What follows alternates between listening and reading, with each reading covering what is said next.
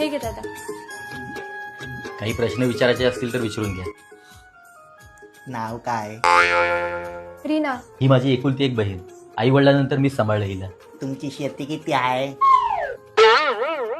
काय शेती करून शेतीमध्ये गवत उपटणार आहात? गवत नाही उपटणार, पण पोरीकडे शेती असली पाहिजे. हाय, भरपूर शेती आहे आमची. दारू पिता काय? मागवा. अहो फक्त विचारलं. हा काय, हुंडा किती देणार? निक, नाही करायचं लग्न मला. जा इथून.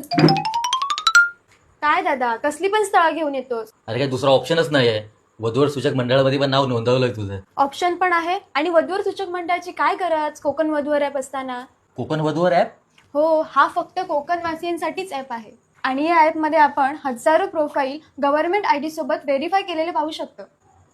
आणि कोकण वधूवर ॲप मुलींसाठी फ्री आहे.